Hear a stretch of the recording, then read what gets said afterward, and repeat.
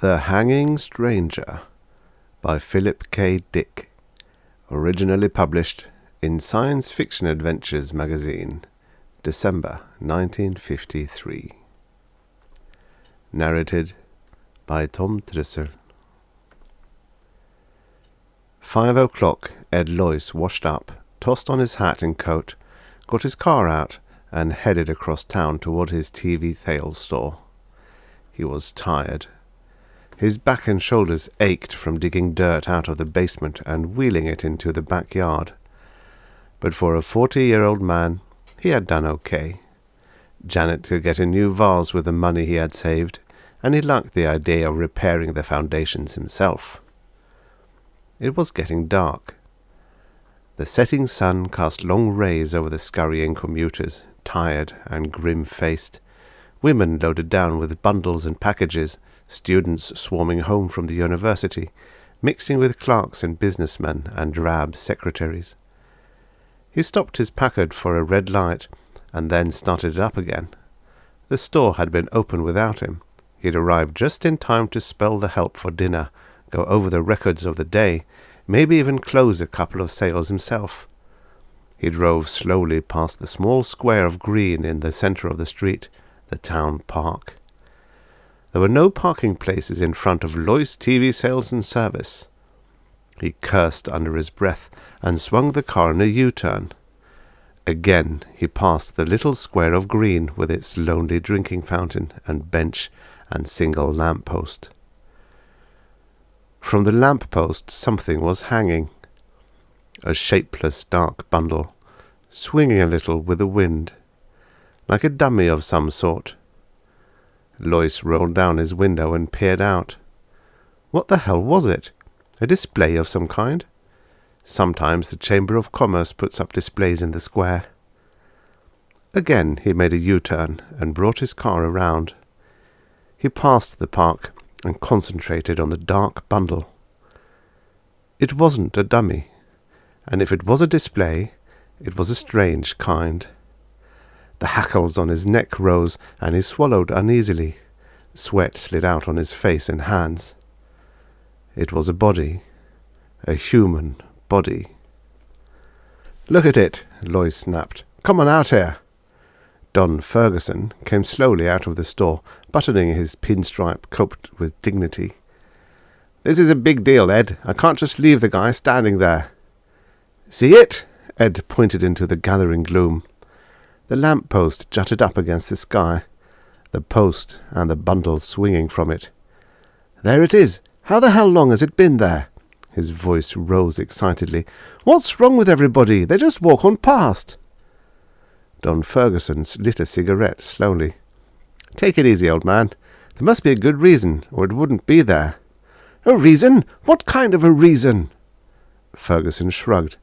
"Like the time the Traffic Safety Council put that wrecked Buick there. Some sort of civic thing.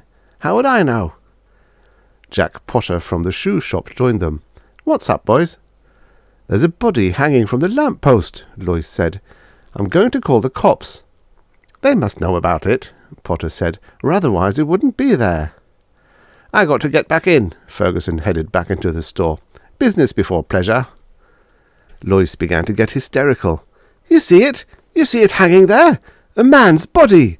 A dead man!" "Sure, Ed. I saw it this afternoon when I went out for coffee." "You mean it's been there all afternoon?" "Sure. What's the matter?" Potter glanced at his watch. "Have to run. See you later, Ed." Potter hurried off, joining the flow of people moving along the sidewalk. Men and women, passing by the park. A few glanced up curiously at the dark bundle, and then went on. Nobody stopped. Nobody paid any attention. "I'm going nuts," Loyce whispered. He made his way to the curb and crossed out into traffic among the cars. Horns honked angrily at him. He gained the curb and stepped up onto the little square of green. The man had been middle-aged. His clothing was ripped and torn, a grey suit splashed and caked with dried mud. A stranger. Loyce had never seen him before. Not a local man. His face was partly turned away, and in the evening wind he spun a little, turning gently, silently. His skin was gouged and cut, red gashes, deep scratches of congealed blood. A pair of steel-rimmed glasses hung from one ear, dangling foolishly. His eyes bulged. His mouth was open, tongue thick and ugly blue. "For heaven's sake," Lois muttered, sickened. He pushed down his nausea and made his way back to the sidewalk. He was shaking all over, with revulsion and fear. Why? Who was the man? Why was he hanging there? What did it mean? And why didn't anybody notice? He bumped into a small man hurrying along the sidewalk. "Watch it!" the man grated. "Oh, it's you, Ed." Ed nodded dazedly. "Hello, Jenkins." "What's the matter?" The stationary clerk caught Ed's arm. "You look sick." "The body. There, in the park." "Sure, Ed." Jenkins led him into the alcove of Lois TV Sales and Service. "Take it easy." Margaret Henderson from the jewellery store joined them. "Something wrong?" "Ed's not feeling well." Lois yanked himself free. "How can you stand here? Don't you see it? For God's sake!" "What's he talking about?" Margaret asked nervously. "The body!" Ed shouted. "The body hanging there!" More people collected. "Is he sick? It's Ed Lois. You okay, Ed?" "The body!" Lois screamed, struggling to get past them. Hands caught at him. He tore loose. "Let me go! The police! Get the police!" "Ed, better get a doctor. He must be sick or drunk." Lois fought his way through the people. He stumbled and half fell. Through a blur he saw rows of faces, curious, concerned, anxious. Men and women halting to see what the disturbance was. He fought past them toward his store. He could see Ferguson inside talking to a man, showing him an Emerson TV set. Pete Foley in the back at the service counter, setting up a new Philco. Lois shouted at them frantically. His voice was lost in the roar of traffic and the murmur around him. "Do something!" he screamed. "Don't stand there! Do something! Something's wrong! Something's happened! Things are going on!" The crowd melted respectfully for the two heavy-set cops moving efficiently toward Lois. "Name?" the cop with the notebook murmured. "Lois." He mopped his forehead wearily. "Edward C. Lois. Listen to me. Back there." "Address?" the cop demanded. The police car moved swiftly through traffic, shooting among the cars and buses. Lois sagged against the seat, exhausted and confused. He took a deep, shuddering breath. 1368 Hurst Road. "That's here in Pikeville." "That's right." Lois pulled himself up with violent effort. "Listen to me. Back there, in the square, hanging from the lamp-post." "Where were you today?" the cop behind the wheel demanded. "Where?" Lois echoed. "You weren't in your shop, were you?" "No." He shook his head. "No, I was home, down in the basement." "In the basement?" "Digging a new foundation. Getting out the dirt to pour a cement frame. Why? What has that to do with—" "Was anybody else down there with you?" "No. My wife was downtown. My kids were at school." Lois looked from one heavy-set cop to the other. Hope flicked across his face, wild hope. "You mean because I was down there I missed the explanation? I didn't get in on it, like everybody else?" After a pause, the cop with the notebook said, "That's right. You missed the explanation." "Then it's official? The body, it's supposed to be hanging there?" "It's supposed to be hanging there for everybody to see." Ed Lois grinned weakly. "Good Lord! I guess I sort of went off the deep end. I thought maybe something had happened. You know, something like the Ku Klux Klan. Some kind of violence. Communists or fascists taking over." He wiped his face with his breast-pocket handkerchief, his hands shaking. "I'm glad to know it's on the level." "It's on the level." The police car was getting near the Hall of Justice. The sun had set. The streets were gloomy and dark. The lights had not yet come on. "I feel better," Lois said. "I was pretty excited there for a minute. I guess I got all stirred up. Now that I understand, there's no need to take me in, is there?" The two cops said nothing. "I should be back at my store. The boys haven't had dinner. I'm all right now. No more trouble. Is there any need of—" "This won't take long," the cop behind the wheel interrupted. "A short process. Only a few minutes." "I hope it's short," Lois muttered. The car slowed down for a stoplight. "I guess I sort of disturbed the peace. Funny, getting excited like that, and—" Lois yanked the door open. He sprawled out into the street and rolled to his feet. Cars were moving all around him, gaining speed as the light changed. Lois leaped onto the curb and raced among the people, burrowing into the swarming crowds. Behind him he heard sounds, shouts, people running. They weren't cops. He had realized that right away. He knew every cop in Pikeville. A man couldn't own a store, operate a business in a small town for 25 years without getting to know all the cops. They weren't cops, and there hadn't been any explanation. Potter, Ferguson, Jenkins, none of them knew why it was there. They didn't know, and they didn't care. That was the strange part.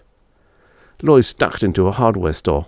He raced toward the back, past the startled clerks and customers, into the shipping room and through the back door.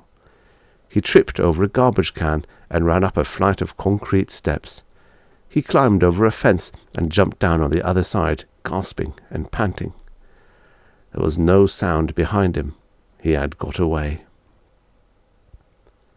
He was at the entrance of an alley, dark and strewn with boards and ruined boxes and tires. He could see the street at the far end. A streetlight wavered and came on. Men and women, stores, neon signs, cars. And to his right, the police station. He was close, terribly close. Past the loading platform of a grocery store rose the white concrete side of the Hall of Justice. Barred windows.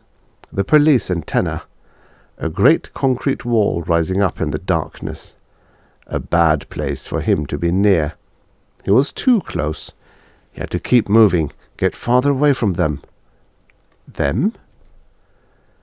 Lois moved cautiously down the alley. Beyond the police station was the city hall, the old-fashioned yellow structure of wood and gilded brass and broad cement steps. He could see the endless rows of offices, dark windows, the cedars and beds of flowers on each side of the entrance.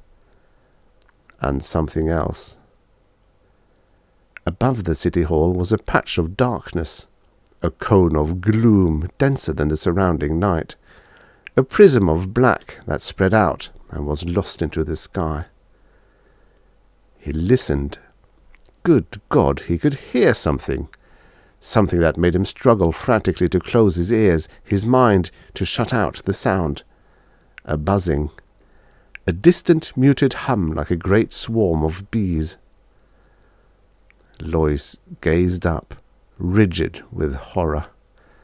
The splotch of darkness hanging over the city hall. Darkness so thick it seemed almost solid.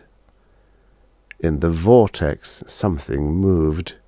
Flickering shapes, things descending from the sky, pausing momentarily above the city hall, fluttering over it in a dense swarm, and then dropping silently onto the roof. Shapes, fluttering shapes from the sky, from the crack of darkness that hung above him. He was seeing them. For a long time Lois watched, crouched behind a sagging fence in a pool of scummy water. They were landing, coming down in groups, landing on the roof of the city hall and disappearing inside. They had wings, like giant insects of some kind. They flew and fluttered and came to rest, and then crawled, crab fashion, sideways, across the roof and into the building. He was sickened and fascinated. Cold night wind blew around him, and he shuddered. He was tired, dazed with shock. On the front steps of the city hall were men, standing here and there, groups of men coming out of the building and halting for a moment before going on. Were there more of them?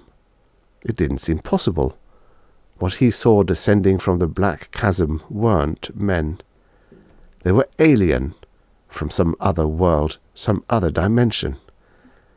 Sliding through this slit, the break in the shell of the universe, entering through this gap, winged insects from another realm of being. On the steps of the city hall, a group of men broke up. A few moved toward a waiting car. One of the remaining shapes started to re-enter the city hall. It changed its mind and turned to follow the others. Lois closed his eyes in horror. His senses reeled. He hung on tight, clutching at the sagging fence. The shape, the man shape, had abruptly fluttered up and flapped after the others. It flew to the sidewalk and came to rest among them. Pseudo-men, imitation men, insects with ability to disguise themselves as men, like other insects familiar to Earth, protective coloration, mimicry. Lois pulled himself away. He got slowly to his feet. It was night. The alley was totally dark. But maybe they could see in the dark. Maybe darkness made no difference to them. He left the alley cautiously and moved out onto the street. Men and women flowed past, but not so many now. At the bus stops stood waiting groups. A huge bus lumbered along the street, its lights flashing in the evening gloom. Lois moved forward. He pushed his way among those waiting, and when the bus halted, he boarded it and took a seat in the rear by the door. A moment later, the bus moved into life and rumbled down the street. Lois relaxed a little. He studied the people around him, dulled, tired faces. People going home from work. Quite ordinary faces. None of them paid any attention to him. All sat quietly, sunk down in their seats, jiggling with the motion of the bus. The man sitting next to him unfolded a newspaper. He began to read the sports section, his lips moving. An ordinary man. Blue suit, tie, a businessman or a salesman. On his way home to his wife and family. Across the aisle, a young woman, perhaps 20, dark eyes and hair, a package on her lap, nylons and heels, red coat and white Angora sweater, gazing absently ahead of her. A high school boy in jeans and black jacket. A great triple-chinned woman with an immense shopping bag loaded with packages and parcels, her thick face dim with weariness. Ordinary people, the kind that rode the bus every evening, going home to their families, to dinner. Going home with their minds dead, controlled, filmed over with the mask of an alien being that had appeared and taken possession of them, their town, their lives, himself too, except that he happened to be deep in his cellar instead of in the store. Somehow he had been overlooked. They had missed him. Their control wasn't perfect, foolproof. Maybe there were others. Hope flickered in Lois. They weren't omnipotent.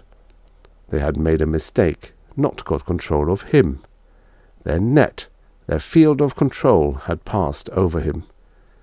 He had emerged from his cellar as he had gone down. Apparently their power zone was limited. A few seats down the aisle, a man was watching him. Lois broke off his chain of thought.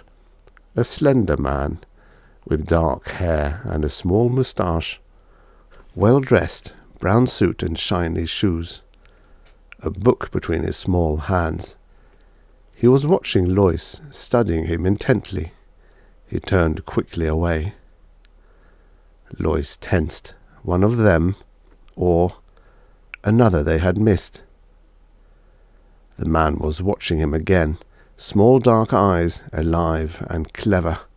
Shrewd. A man too shrewd for them, or one of the things itself, an alien insect from beyond. The bus halted. An elderly man got on slowly and dropped his token into the box. He moved down the aisle and took a seat opposite Lois. The elderly man caught the sharp-eyed man's gaze. For a split second, something passed between them. A look rich with meaning. Lois got to his feet. The bus was moving. He ran to the door. One step down into the well, he yanked the emergency door release. The rubber door swung open. "Hey!" the driver shouted, jamming on the brakes. "What the hell?" Lois squirmed through. The bus was slowing down. Houses on all sides. A residential district, lawns and tall apartment buildings. Behind him, the bright-eyed man had leaped up. The elderly man was also on his feet. They were coming after him. Lois leaped. He hit the pavement with terrific force and rolled against the curb. Pain lapped over him. Pain and a vast tide of blackness. Desperately he fought it off. He struggled to his knees and then slid down again. The bus had stopped. People were getting off. Lois groped around. His fingers closed over something, a rock lying in the gutter. He crawled to his feet, grunting with pain. A shape loomed before him. A man. The bright-eyed man with the book. Lois kicked. The man gasped and fell. Lois brought the rock down. The man screamed and tried to roll away. "Stop! For God's sake, listen!" He struck again. A hideous crunching sound. The man's voice cut off and dissolved in a bubbling wail. Lois scrambled up and back. The others were there now, all around him. He ran, awkwardly, down the sidewalk, up a driveway. None of them followed him. They had stopped and were bending over the inert body of the man with the book, the bright-eyed man who had come after him. Had he made a mistake? But it was too late to worry about that. He had to get out, away from them, out of Pikeville, beyond the crack of darkness, the rent between their world and his. "Ed!" Janet Lois backed away nervously. "What is it? What?" Ed Lois slammed the door behind him and came into the living room. "Pull down the shades, quick." Janet moved toward the window. "But—" "Do as I say. Who else is here besides you?" "Nobody. Just the twins. They're upstairs in their room. What's happened? You look so strange. Why are you home?" Ed locked the front door. He prowled around the house into the kitchen. From the drawer under the sink he slid out the big butcher knife and ran his finger along it. Sharp. Plenty sharp. He returned to the living room. "Listen to me," he said. "I don't have much time. They know I escaped, and they'll be looking for me." "Escaped?" Janet's face twisted with bewilderment and fear. "Who?" "The town has been taken over. They're in control. I've got it pretty well figured out. They started at the top, at the city hall and police department. What they did with the real humans, they—" "What are you talking about?" "We've been invaded from some other universe, some other dimension. They're insects, mimicry, and more. Power to control minds. Your mind." "My mind?" "Their entrance is here, in Pikeville. They've taken over all of you, the whole town, except me. We're up against an incredibly powerful enemy, but they have their limitations. That's our hope. They're limited. They can make mistakes." Janet shook her head. "I don't understand, Ed. You must be insane." "Insane? No, just lucky. If I hadn't been down in the basement, I'd been like all the rest of you." Lois peered out the window. "But I can't stand here talking. Get your coat." "My coat?" "We're getting out of here. Out of Pikeville. We've got to get help. Fight this thing. They can be beaten. They're not infallible. It's going to be close, but we may make it if we hurry. Come on." He grabbed her arm roughly. "Get your coat and call the twins. We're all leaving. Don't stop to pack. There's no time for that." White-faced, his wife moved toward the closet and got down her coat. "Where are we going?" Ed pulled open the desk drawer and spilled the contents out onto the floor. He grabbed up a road map and spread it open. "They'll have the highway covered, of course, but there's a back road to Oak Grove. I got onto it once. It's practically abandoned. Maybe they'll forget about it."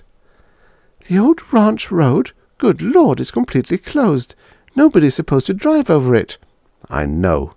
Ed thrust the map grimly into his coat. "That's our best chance. Now call down the twins and let's get going. Your car's full of gas, isn't it?"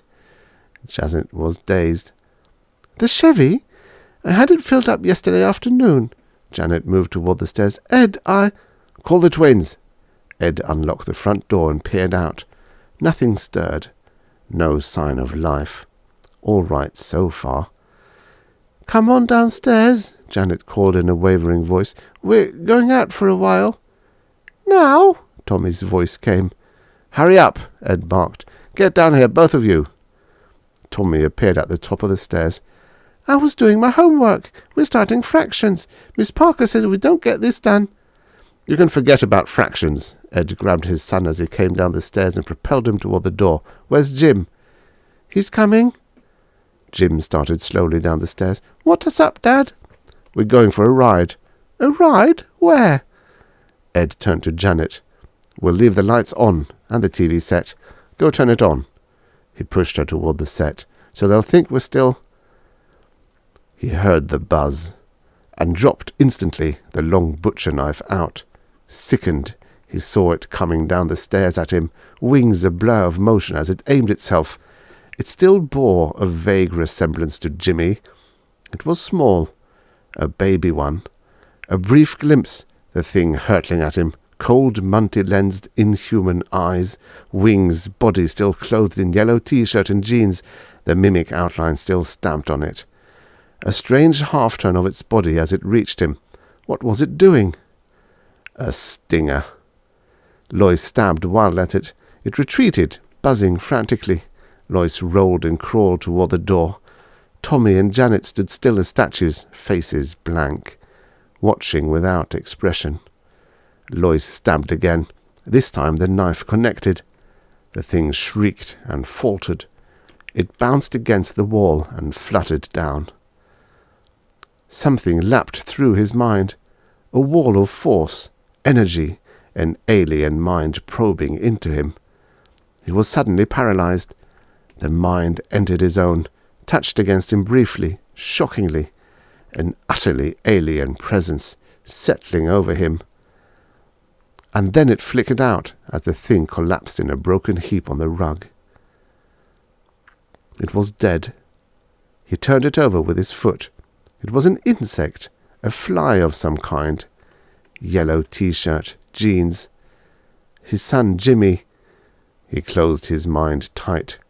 It was too late to think about that. Savagely he scooped up his knife and headed toward the door. Janet and Tommy stood stone still, neither of them moving. The car was out. He'd never get through. They'd be waiting for him. It was 10 miles on foot, 10 long miles over rough ground, gullies and open fields and hills of uncut forest. He'd have to go alone. Lois opened the door. For a brief second he looked back at his wife and son. Then he slammed the door behind him and raced down the porch steps. A moment later he was on his way, hurrying swiftly through the darkness toward the edge of town. The early morning sunlight was blinding. Lois halted, gasping for breath, swaying back and forth. Sweat ran down in his eyes. His clothing was torn, shredded by the brush and thorns through which he had crawled.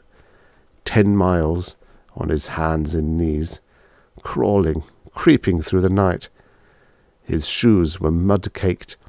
He was scratched and limping, utterly exhausted.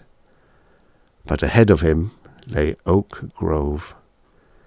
He took a deep breath and started down the hill. Twice he stumbled and fell, picking himself up and trudging on. His ears rang. Everything receded and wavered.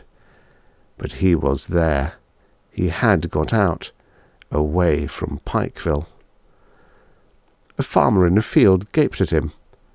From a house a young woman watched in wonder. Lois reached the road and turned onto it. Ahead of him was a gasoline station and a drive-in.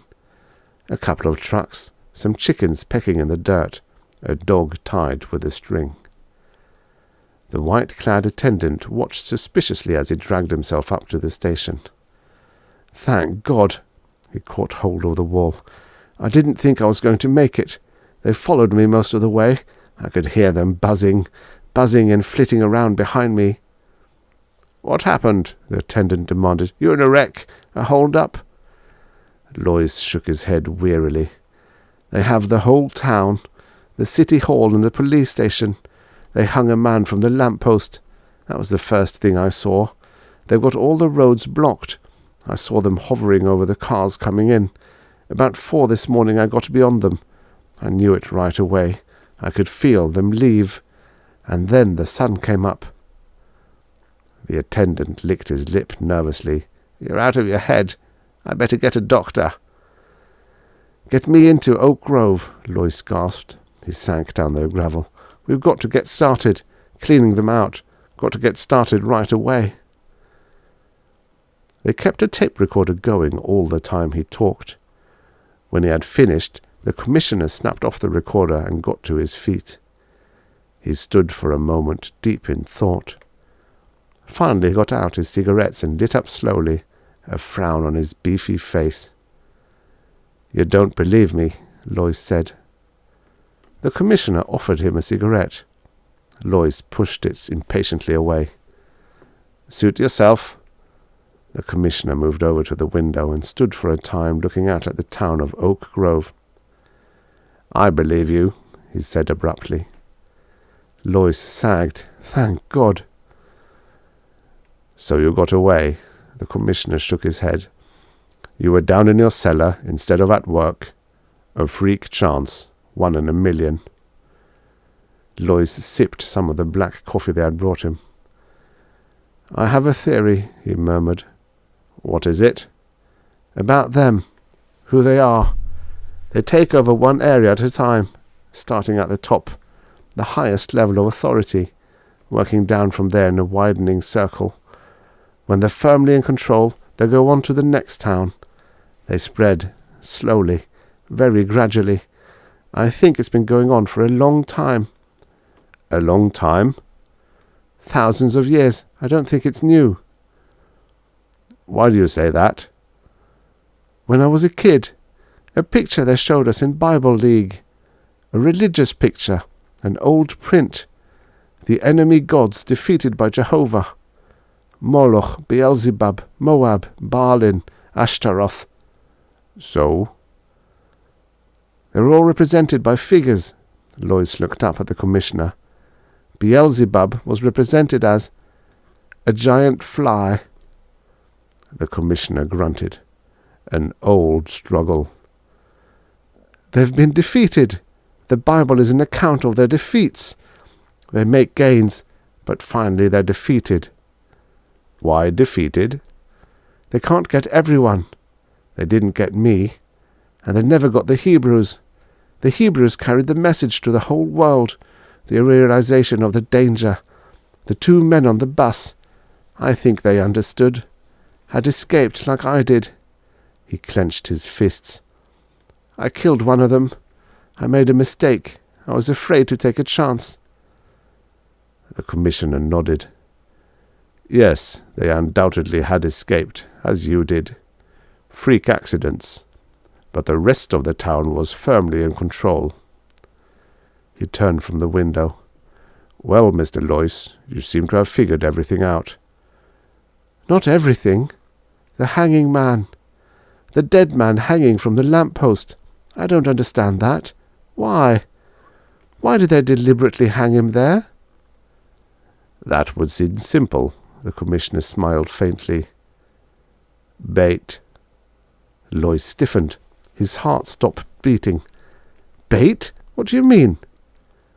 "To draw you out, make you declare yourself, so they'd know who was under control, and who had escaped." Lois recoiled with horror. "Then they expected failures. They anticipated—" He broke off. "They were ready with a trap." "And you showed yourself. You reacted. You made yourself known.